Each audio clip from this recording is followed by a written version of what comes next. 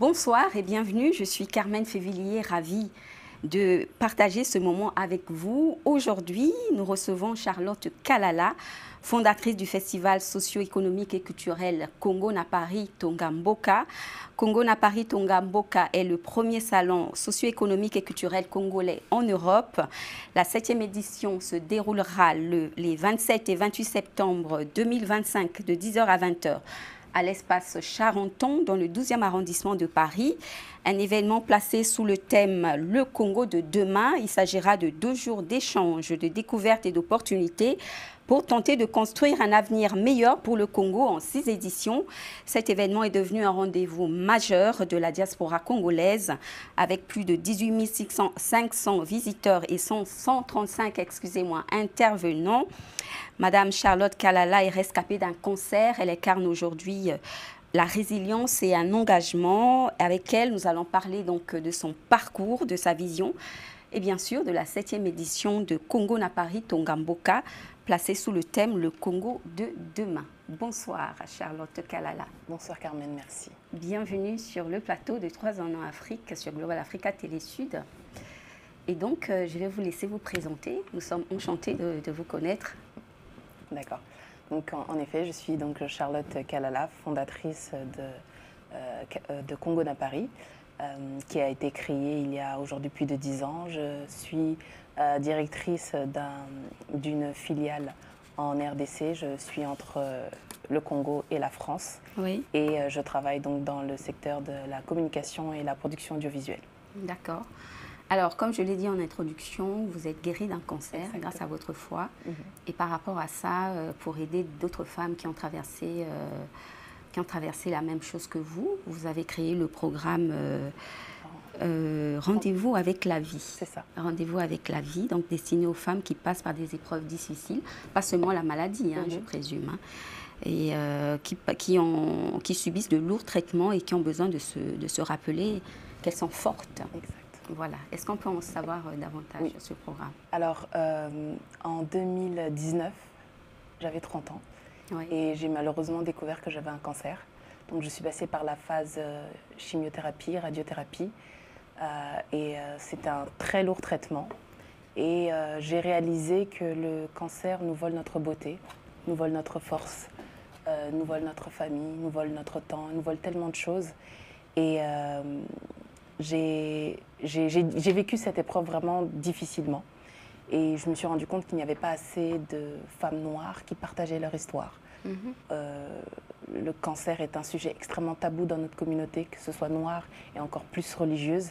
Et je me suis dit, lorsque je suis sortie de cette épreuve, qu'à mon tour, je devais justement accompagner ceux et celles qui passent par le cancer, que ce soit maladie ou que ce soit psychologique, en tout cas tous ceux qui passent par des souffrances, qui se sentent seuls, et leur rappeler qu'en fait, nous avons tous rendez-vous avec la vie. Oui. Et c'est un peu ça. Aujourd'hui, ça allait encore plus loin. Depuis l'année dernière, j'ai lancé le salon Silka, enfin, c'est le forum Silka. C'est Allez-y, allez-y. C'est la conférence internationale de lutte contre le cancer en Afrique. D'accord. Et l'objectif, c'est vraiment ça, de sensibiliser, d'encourager les femmes, mais aussi les hommes et tous ceux qui accompagnent les personnes qui sont malades à se rendre compte que le cancer existe, mais en parler, ça peut sauver des vies. Oui, en parler, ça peut sauver des vies. Et je vois bien qu'en parlant de ça, vous êtes émue, Oui. et on perçoit votre résilience, justement.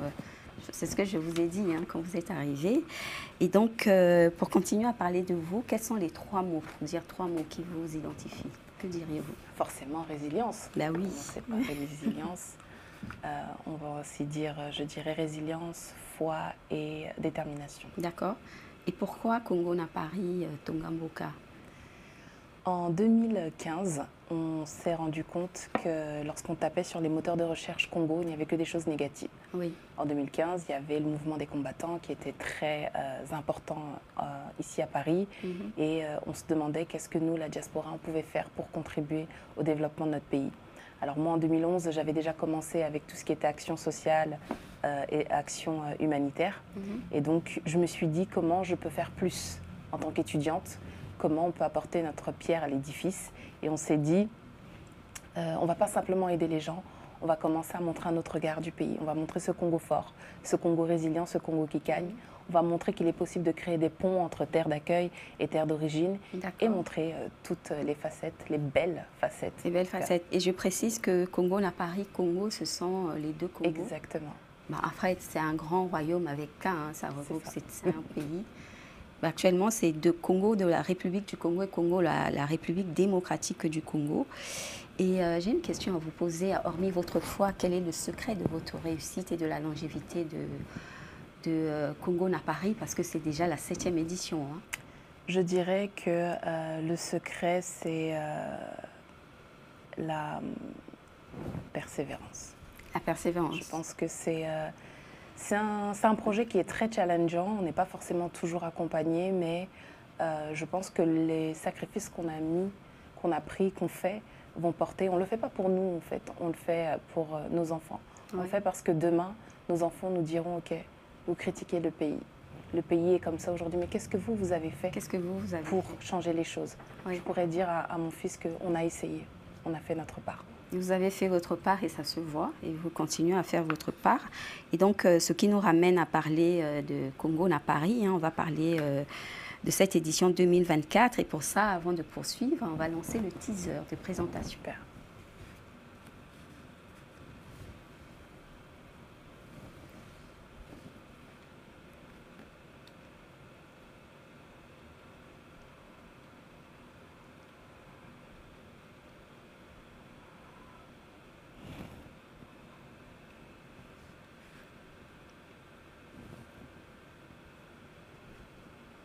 Le Congo de demain se construit ici, maintenant, avec vous.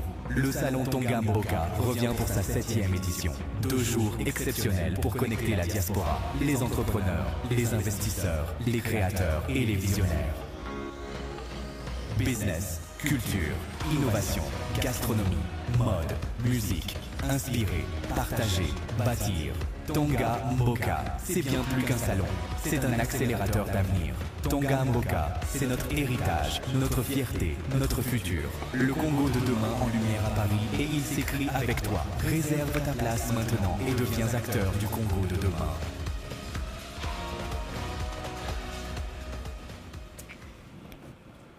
Voilà, c'est chère Charlotte, hein, Congo n'a Paris, Tonga. Moi, je dis souvent Tone, c'est Tonga Mboka.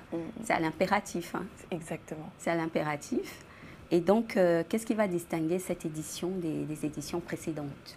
Alors, sur cette édition, on a une petite nouveauté, c'est qu'on a intégré un espace sport. Oui. Chaque année, on essaye de rajouter un pan en fait, à ce salon. L'idée, c'est vraiment d'explorer toutes les facettes du Congo, d'explorer tous les secteurs. Ce n'est pas toujours évident, mais aujourd'hui, on est tous d'accord que la culture, le sport est un soft power non négligeable. Le Congo se retrouve dans le top 10, voire le top 3 à chaque fois, des réussites sportives, des réussites artistiques dans le monde. Et donc, l'idée, c'était vraiment ça, de mettre en avant des visages, mettre en avant des parcours, mettre en avant des histoires, de valoriser justement ces hommes et ces femmes qui font la fierté du pays. Et pourquoi le thème, le Congo de demain? Qu'est-ce que vous mettez dans Congo de demain? Bon, évidemment, il y a la jeunesse, l'innovation peut-être. Alors, le Congo de demain, pour moi, c'était important parce que, particulièrement en RDC, au début d'année 2025 a été difficile et traumatisant également. Et on s'est juste rendu compte que ce que nous subissons aujourd'hui, c'est le résultat des choix d'hier. Ouais. Et si on veut que demain soit différent pour nos enfants, il faut construire ce Congo de demain maintenant. Ouais. Le Congo de demain se construit L'idée, c'était de voir comment, avec ensemble, le on peut salon construire le Tonga Congo de Mboka demain. revient pour sa 7e édition. Alors, pour cette 7e 2 jours édition, on attend exceptionnels pour évidemment connecter la des diaspora, expositions les entrepreneurs, d'entreprises, les investisseurs, stands, les créateurs et les visionnaires. J'ai eu l'information que c'était déjà complet. Exactement. Business, Vous me culture, confirmez ça. innovation, Donc, gastronomie, il y aura mode, des projets et musique, talents inspirer, venus du Congo partager, et de la bâtir. diaspora. Et Tonga que, Mboka, alors, cette c'est 7e bien plus qu'un édition, salon. par rapport aux C'est un tables rondes, par accélérateur rapport aux d'avenir. intervenants, qu'est-ce que Tonga vous pouvez Mboka, dire aux c'est notre téléspectateurs? héritage, notre Alors, fierté, notre dans futur. chacune de nos Le éditions, Congo ce qu'on de essaie demain en vraiment de lumière à faire, c'est de Paris donner et des il réponses s'écrit concrètes. avec toi. Oui. Réserve Aujourd'hui, ta place par maintenant exemple, et deviens on va acteur parler du Congo secteur de minier. demain. Pourquoi? Ah oui. Parce que c'est d'actualité. D'actualité, tout le monde en parle, mais on se plaint aujourd'hui que les secteurs miniers, que ce soit en Afrique ou même en RDC ou au Congo, que ce sont des secteurs qui ne sont pas accessibles aux Congolais. L'idée, c'est maintenant de présenter des Congolais qui sont actifs dans le secteur, d'échanger sur le secteur et de voir pourquoi c'est pas accessible, de voir si c'est un mythe et de voir si c'est accessible. Ils en ont fait un mythe, on avait l'impression que c'était un mythe. Et si c'est accessible, comment on fait? Est-ce que moi, Charlotte, simple citoyenne, est-ce que moi, voilà, qui habite à Paris, je peux aussi investir? Parce que la question cachée, en réalité, c'est est-ce que nous aussi, on peut jouir des ressources de notre pays? Est-ce que ce n'est pas réservé uniquement aux étrangers? Est-ce que le pouvoir en place ne facilite pas ou ne privilégie pas que les étrangers? Quelles sont les raisons pour lesquelles on n'entend pas de grandes success stories africaines ou congolaises? Et puis vulgariser le code minier. Exactement. Il y a énormément de vérités qu'il faut savoir. Et il y a aussi énormément de... On va démystifier en fait. On va démystifier tout ça. Très bien, et je vois également, parce que à part les mines, vous allez consacrer un focus sur le génocide au Congo, le génocide, et ce serait avec M. Claude Maluma, qui est auteur du livre Génocide au Congo, briser le silence, rétablir la vérité. Quel est donc l'objectif de ce focus? Est-ce que c'est pour mettre le projecteur sur tout ce qui s'est passé à l'est de la RDC? Alors, on va faire un focus avec le Fonarève également. Oui. Et l'idée, c'est de vulgariser. Sensibiliser. On veut que le monde entier, la terre entière, sache ce qui se passe à l'est de la RDC. On veut que tout le monde comprenne que les enjeux de la RDC, de ce qui se passe à l'Est, nous concerne tous. Je pense que chacun se dit, voilà, c'est éloigné de moi, mais c'est important de faire comprendre à la population quels sont ces enjeux, pourquoi ça nous concerne et qu'est-ce que l'on peut faire. Il y a énormément d'hommes, d'enfants, de femmes qui souffrent. Et même si on habite en Europe, même si on est là derrière nos écrans à dire, voilà, critiquer le gouvernement, etc., il y a des structures, il y a des hommes et des femmes qui ont des idées, qui posent des actions concrètes pour aider ceux qui souffrent à l'Est, mais aussi qui peuvent partager des plans de solutions pour réduire, si je peux dire ça comme ça, la souffrance et trouver des solutions pour cette guerre à l'Est. Et puis le Congo, la RDC est vraiment au centre de l'Afrique. Alors, quand on dit c'est un revolver, exactement, dont la gâchette se trouverait en RDC pour l'Afrique. Mais si c'est le cas, le Congo de demain en lumière à Paris, il faut vraiment se réveiller avec toi. Et je pense que ce réveil-là, ce n'est pas la responsabilité seule des Congolais. Les dirigeants. Ce n'est pas la responsabilité exactement seule des Congolais, c'est la responsabilité de la région. Oui. Et ce n'est pas la responsabilité seule des politiques. Je pense que la société civile doit se prendre en main parce que le Congo n'appartient pas aux politiques. Il nous appartient à nous tous. Les investisseurs, les créateurs. Exactement, c'est très important ce que vous venez de dire. Et donc, vous promettez des artistes, un show explosif avec certains artistes. J'ai noté Mili Abel. Malheureusement, elle ne sera pas dans. Ah oui, elle a fait un accident. J'espère que c'est pas grave. Non, j'ai vu quelques images qui montrent qu'elle va bien. Et donc elle ne reviendra plus. C'est dommage. On n'a même pas eu le temps de finaliser avec. Nous, on lui transmet les meilleures choses. On aime beaucoup Mili Abel. J'avais hâte de la revoir, moi. Elle organisait justement, elle avait un concert justement ce week-end. On allait profiter justement de ça, mais on n'a même pas eu le temps d'aller plus loin puisqu'elle a fait justement cet accident. Mais on aura sur notre plateau un artiste qui vient du Congo-Brazzaville, Afara. On aura également Afara, China, Fukushima. D'accord. On aura également Ntaba de London, une pépite actuellement dans la diaspora qui a énormément de buzz, et notamment sur TikTok, sur les réseaux sociaux. On a du gospel également. Avec Makoma. Ah non, Parce qu'entre-temps, on ne savait plus, c'était toujours du gospel. C'était la petite surprise. On est en train de finaliser et je sais que voilà, ça va se faire. D'accord. Et Moïse Ngofo également. Voilà. On essaie vraiment de proposer un plateau assez divers parce que justement, la force aussi de la culture congolaise, c'est qu'on brille dans tous les secteurs, dans tous les genres et c'est fort. C'est très fort la République démocratique du Congo. Alors on va revenir sur les tables rondes. Quels sont les intervenants? Quels sont les thèmes attendus de ces tables rondes? Alors, comme je disais, on a une table ronde sur les mines. On a également une table ronde sur comment la diaspora peut contribuer au développement du pays. Oui. Sur nos différentes tables rondes, on a essayé vraiment d'inviter autant politiques, autant institutionnels qu'entrepreneurs. On a les banques comme Ecobank qui sera présent, Fondéa sera présent, ainsi qu'un autre collaborateur sera là. Et les fonds d'accompagnement des entrepreneurs mode, musique, ils ne seront pas là. Ils ne seront pas là. Ils seront pas là. On aura des... c'est bien plus qu'un salon, c'est un accélérateur d'avenir. Tonga Mboka, c'est notre héritage, allez-y, notre on va fierté, poursuivre. Et notre donc, futur. Alors, j'ai entendu dire qu'il y aura un espace emploi, finance, ton projet, justement, on y parlait. C'est pas, j'ai pas la bonne information. Non. Je n'ai pas la bonne information, mais on parlera bien de financement de projet. Hein. Alors, on parlera de financement de projet, notamment avec les banques. Ouais. Notamment avec Ecobank, qui a un projet qui s'appelle Élever, surtout pour les femmes. Et on aura l'occasion de voir qu'aujourd'hui, les femmes de la diaspora qui ont des activités en RDC, et même ailleurs... Hein, et il y en a de plus en plus. Hein. Exactement, même ailleurs, peuvent être accompagnées par ce programme-là, parce que Élever est partout là où il y a Ecobank en Afrique. Ok, et donc on va reparler de chiffres, hein, comme je l'ai dit en introduction.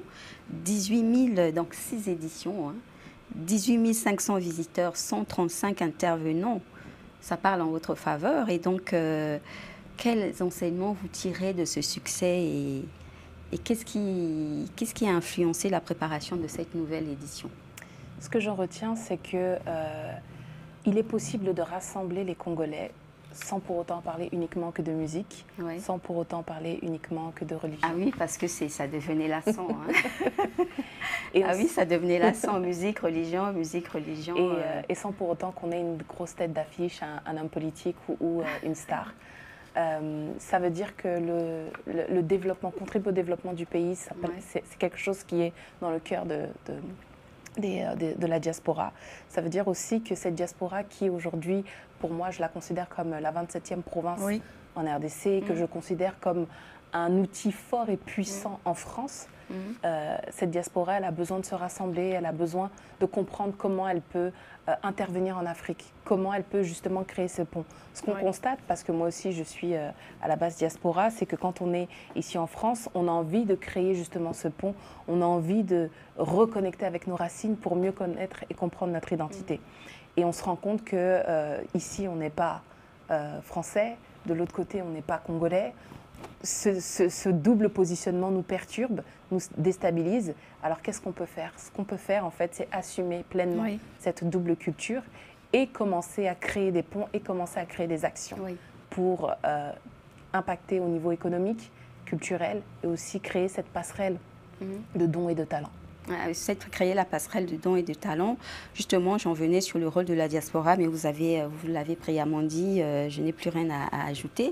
Et donc, il y a un mot qui est ressorti dans ce que vous venez de dire, d'affirmer. Vous parlez de pont. Alors, Congo-Paris, c'est un pont sur le plan intellectuel entre les deux capitales. Mais on sait qu'entre Brazzaville et Kinshasa, on entend depuis longtemps parler d'un pont qui devait être construit. Est-ce que vous avez des sons, pour ne pas le dire comme ça, de ce qui se passe sur le terrain? Alors, ce fameux pont, nous aussi, on l'attend. Mais je dirais qu'avant, le pont physique, il est bien, il est important. Mais ce que je pense aussi, ce qui est nécessaire, c'est ce pont économique, ce pont culturel que l'on doit renforcer. Je trouve que c'est pas renforcer. Renforcer. Je trouve que c'est parce qu'il est déjà assez fort entre les deux capitales quand même. Non, pas assez? Moi, je trouve que pas assez. D'accord. Je trouve vraiment que pas assez. Il y a encore cette petite scission. Et je trouve que c'est dommage parce qu'on a tellement, énormément à apprendre les uns des autres. Et je pense qu'il faudrait le renforcer. Oui. Et il faudrait mieux communiquer de sorte à ce que, autant au Congo-Kinshasa qu'au Congo-Brazzaville, qu'on sache réellement que c'est un marché les uns pour les autres. Oui. Que ça marche les uns pour les autres. Et donc, on attend le pont. Nous, on attend le pont parce que ça va booster l'économie. Exactement. Aussi, hein, entre les deux pays. Hein. Et donc, on va parler culture et identité. Pourquoi vouloir intégrer la culture, la mode dans ce programme? Vous avez parlé de soft power. Exactement.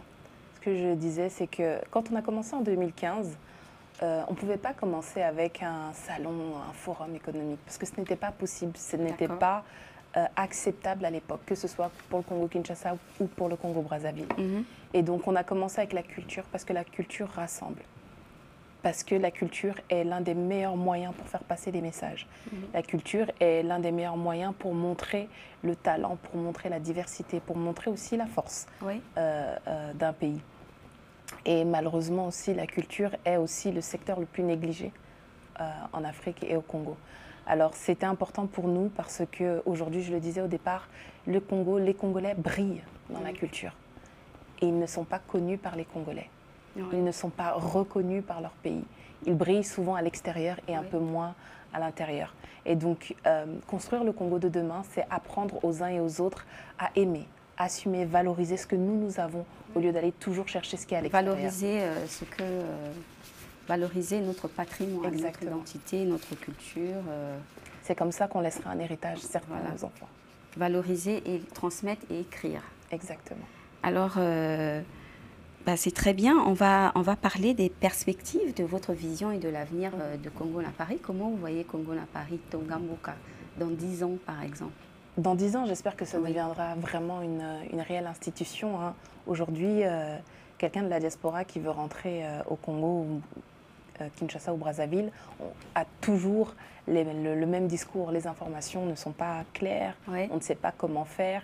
Quelqu'un qui a un peu d'argent ici et qui se dit, voilà, je veux me lancer dans une activité, va toujours rencontrer des déboires incroyables. Donc je pense que c'est important aujourd'hui qu'il puisse y avoir une structure qui puisse accompagner clairement, financièrement, logistiquement, cette diaspora qui veut rentrer.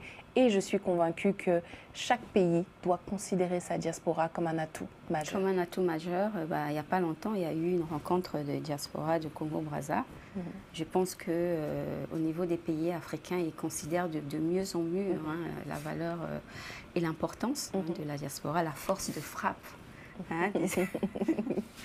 de ces filles et fils qui sont en dehors des pays d'origine.